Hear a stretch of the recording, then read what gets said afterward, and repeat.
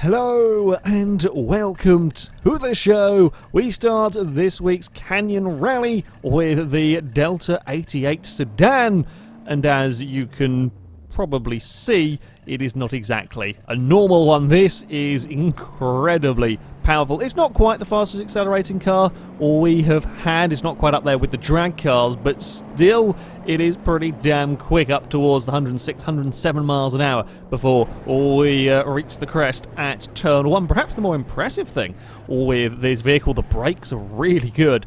A lot of cars have had problems with locking up of the brakes. No such issue with this. You can be really quite aggressive with them before they would lock, which was, yeah, very, very nice indeed. However, there was a fair amount of understeer from the car as I try and get on the power, leaving the pond here, but I don't initially get into trouble. I just get my car stuck on this outside. Eventually, the bumps and the ruts were far too much for the car to deal with. We tear the front right tyre apart, and that is, yeah, that is run over for the rather sad-looking car. Next time, made it all the way to the bottom, trying to carry as much speed as I dare through these fast corners, but that is a little bit too much. Not the first car to get caught out. Certainly not the most spectacular over that part of the course. We've had some big air times from cars running up that cliff face, but yeah, not really the line that you want to be taking with a vehicle on a fast run. May have braked a little bit too late towards the crest there. I do actually just about gather it all back up, but we click the sign on the outside and I can't get it slowed down, can't get it positioned well enough for the corner, and we're going to end up in the Armco. I mean, it went through the sign pretty well. That sign has claimed quite a few victims. It's really wedged in the Armco as well. Can't reverse the car out of there. Yeah, it survived the sign, but just not the next part. I was quite curious to see if the vehicle could take the bridge jump flat out. The answer is no, not quite. It actually, mechanically wise, survived it pretty well. It did bend the steering up, but I think that was only the crash with the concrete at the end. You just carry so much speed over there that not only do you land awkwardly, you actually land with such speed towards the next corner that trying to get slowed down is quite difficult. This, though, was by far the toughest corner on the track for the Delta. Trying to get on the power. There's a little bit of a weird glitchy physics going on, pulls the car backwards. Not quite sure what got caught on the terrain to launch it back, but yeah. The rear tyres are, I'm guessing, sort of like super sticky drag tyres or something, because they don't spin. They just simply do not spin on this vehicle, and that means as you come to get out of this hairpin, a lot of cars, normally you would see kind of sliding around a little bit as you try to get on the power. This doesn't. This just grips, and then you get quite a lot of sort of unexpected understeer, and then you end up in the Armco, as we see here. And now, I'm trying to get the car out. There's just dust, and it's wedged. It's not going to get out of there. So, with this new knowledge of the bit of understeer in this car, I thought, right, on this run, we're going to turn a little bit early through this next corner. I was a little bit too soon. Little bit too soon with the turn in, and we clip the bank. Again, we've seen a lot more spectacular crashes off of that particular bank. We've seen cars really launched and rolled over there, but yeah, finding the trees is never a particularly good thing. And once more, a bit too eager to get on that power. And then as soon as I've realised that I've been a bit too eager, it's just that second too late to do anything about it. You know the crash is going to happen. You see me get on the brakes, but I'm already carrying way too much speed. And, well, yeah, there we go. Back upside down.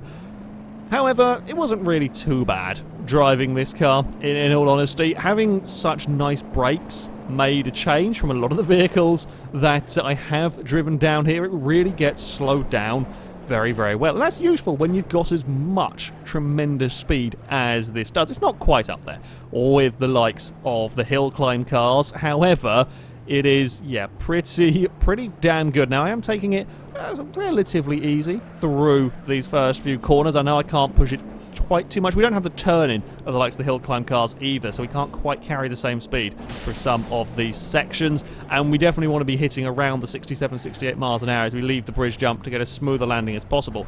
Now, the suspension and so on will deal with heavier hits, but yeah, just try for sake of smoothness, you're going to be quicker if we can get a nice landing down there.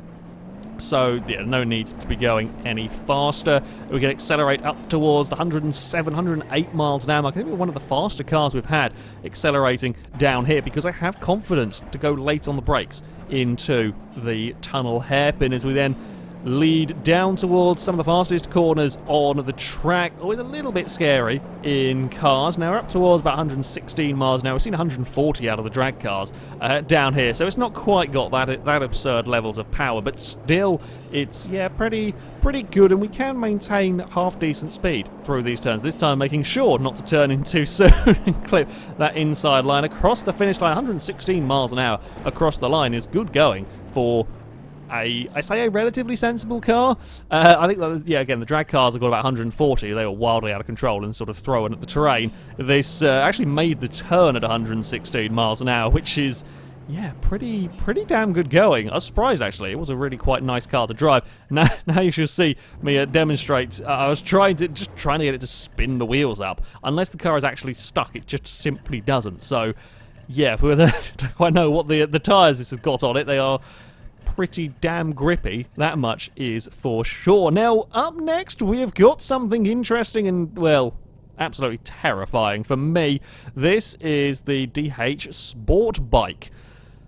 Now, I have driven a motorbike a long time ago on BeamNG Drive, and, well, this is kind of what normally happens with them. a little bit too much power from me on the bumps at this course, and well, it immediately fell over. However, this bike, all credit to the maker of this mod for actually getting a really rather drivable bike. I don't quite know how it all works, however, it does. It is quite rideable. Now, things can go wrong. As I turn in a little bit too sharply, you've really got to be very delicate. I can't imagine this is very easy to drive at all on a keyboard. In fact, I'd imagine it's pretty much undrivable on a keyboard because you've got to be really delicate with the steering. You turn in too sharp and it's going to fall over. You take too much speed across a bump and you're going to do a flip. I almost saved that. I almost got away. I was so hoping I could recover that one. But of course, because there's no rider, there's no sort of weight control for a rider, you can't really save sort of big wheelies and big bumps and so on with the bike, so you've got to be very careful. You've got to be very careful indeed with the bumps, and you will see the bike wobbling around at places. You will also notice I do still have ABS. I don't think there was an option to turn it off, and with the difficulties in driving a bike, I'm not sure it would have gone particularly well either had I been able to turn it off. Down into the tunnel hairpin. The banking around this corner actually caught me out. I didn't mean to turn in as soon as I did. We just clipped the inside and that was enough to have the bike fall over. Now, this didn't take as long as I expected. It was only a few runs before I actually made it down the course. We're up towards 100 miles an hour before the crest at turn 1, but we really do have to back it off. I do not want to be getting airtime on the bike, and you can see the wobbling going on. But with a little bit of lifting off the throttle, we can get everything back under control. Yeah, I thought this was going to be many hours of my time trying to get the bike down the Canyon Rally course. It is actually surprisingly doable. You just have to be patient with the vehicle. Yes, it will accelerate like crazy out of the corners. However, you're going to get yourself in loads of bother if you're being too crazy with the vehicle itself. You just got to take your time. You've definitely got to be slow across the bumps here. I'm not going to attack this bump. It's just not worth it. You're going to end up bouncing around and losing control. You can accelerate once you've got across the bridge. And again, we're up to 70 miles an hour before jumping on the brakes further. Now, this was a section I had real worries about because of the bumps. And you see as we go to turn in initially, it's a little bit on the interesting side through there. But it made it through the course. Again, I'm being very careful with the steering here, trying not to turn in too much. Again, you're constantly worried, you're constantly looking for what bumps can throw the bike off course. Really want to straighten it up for this section. However, we do get a decent landing. Now we go for a big accelerate and a little bit of a wobble. Had to lift off the throttle. Again, I have no doubt we could get up to 100 miles an hour before getting on the brakes. The brakes are pretty powerful on this but I daren't do it when the bike starts wobbling around. You've just got to lift when it starts doing that. We are around the tunnel hairpin, running a little bit wide on the exit. Once more we have a big wobble. Once the bike is settled, I can try and get on the throttle a little bit more down here, a little bit smoother section up to 100 miles an hour before lifting off as we come into a notoriously bumpy corner. I stay out quite wide through the first part to make sure we don't hit those bumps. You don't want the bike leant over when you hit a bump. There's a very, very big chance you're going to have an accident. As we then head through the next couple of corners, readying the bike for a run towards the line. It is about 80 miles an hour as we cross the line. And then we go for a flip. I can chuck the bike across the line, seeing as we're not going to be needing it anymore. And off comes the rear wheel. Yeah, I was really not expecting this to be as drivable as it is. It's a hell of an impressive mod to have got the bike working quite so well. It is, you know, very easy to fall off. Yes, you've got to be quite patient with it, but there we go. Now, final vehicle. So initially, I had planned on taking a tractor down this course. I thought to make it a bit more fun, we'd stick a trailer on the tractor as well. However, the tractor without a trailer is incredibly, incredibly slow, and I figured it might be a bit boring. So I took the largest trailer I could find and attached it to the D series, but not a normal D series. This is a T-Rex version, a basically very highly powered large D series, and figured, well, this should have the pulling power to pull the trailer along and still get up to some impressive speeds. I may have been faffed about with the camera a little bit. Yeah, it's a little bit difficult driving vehicles this long with these external cameras, but yeah, there we go. Now, as I said, this is a very, very powerful vehicle, and even this was struggling to pull the trailer up such a steep opening hill. And this is why I didn't want to use the tractor, particularly when I realised how slow it was and how steep this opening hill is. If this vehicle is struggling, the tractor would probably be quite dull for a good few seconds, a good 20-30 seconds.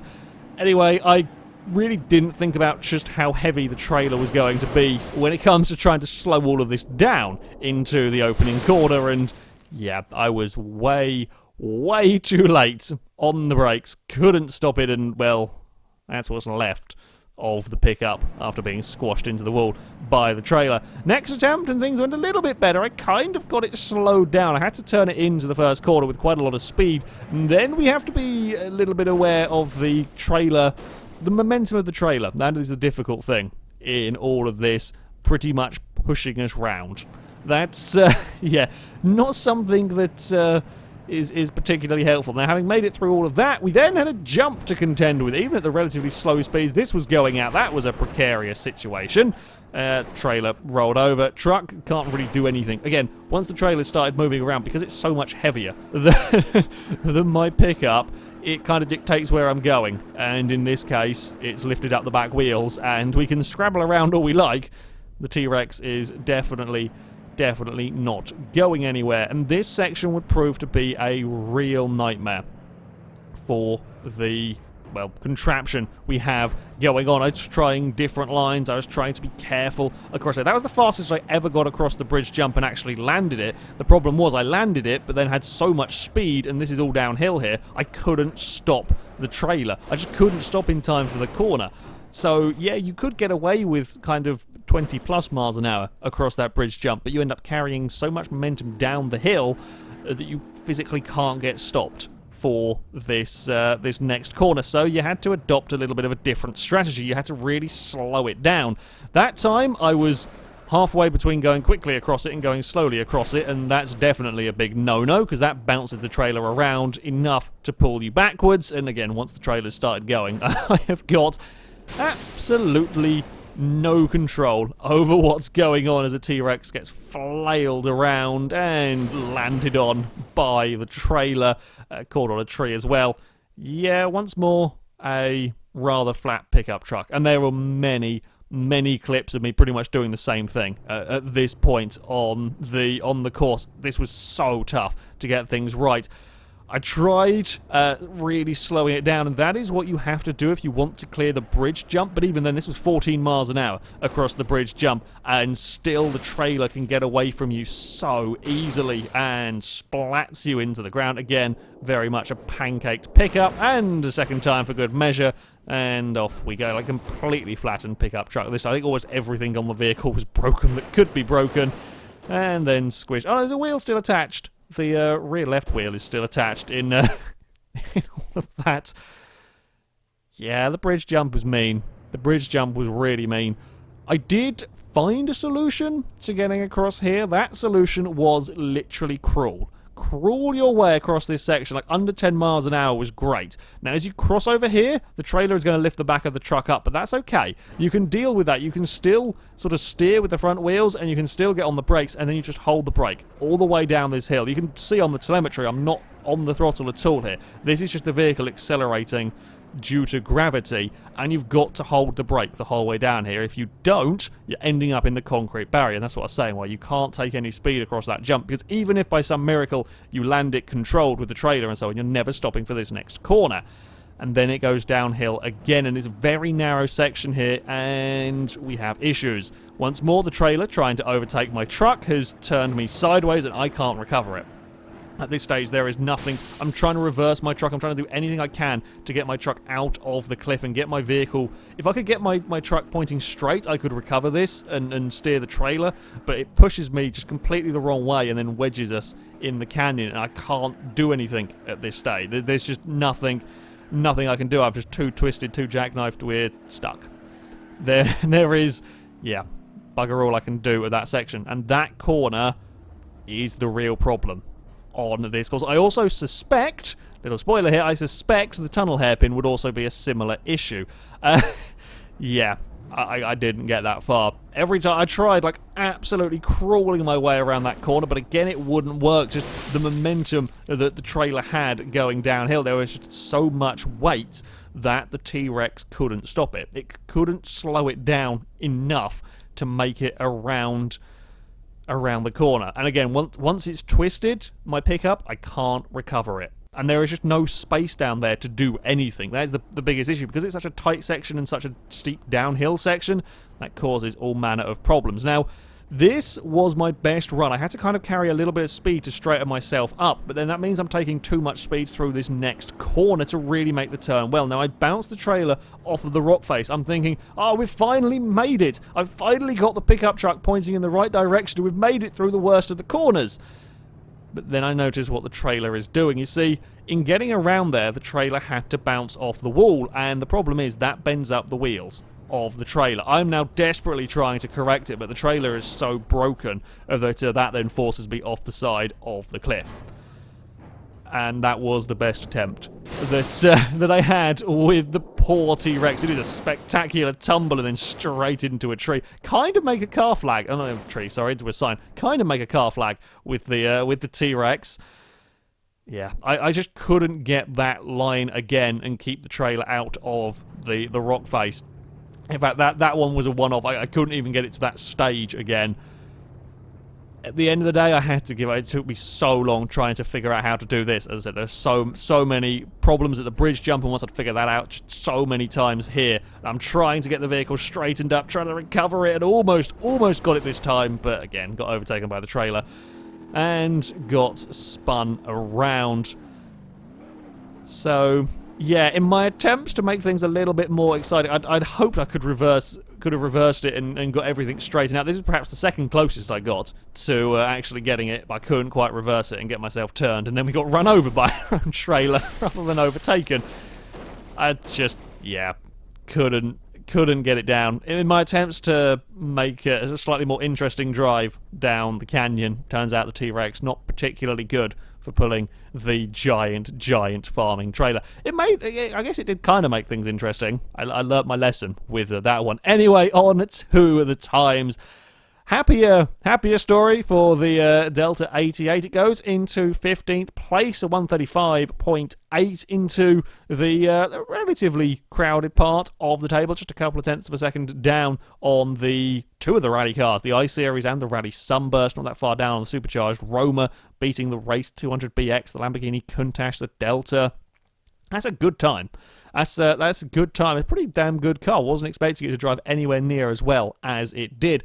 Also, I think a very, very good time from the DH Sport Bike. Yes, it is down in 50th place. It is a 214.5. However, as a bike, as a motorbike on Beam, and it's quicker than the Heron, quicker than the Covert Turtle, miles quicker than the Cement Mixer.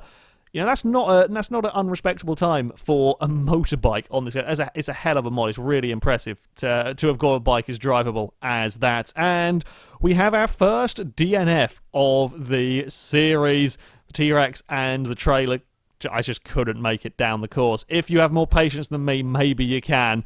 Yeah. If you want to give it a try, go for it, but there will be many, many issues. However, that is going to be it for this video. As ever, I'll put links to all of the mods I've used in the description, so you can download them, have a go with them yourself. That's going to be it from me. Thank you very much for watching, and until next time, goodbye.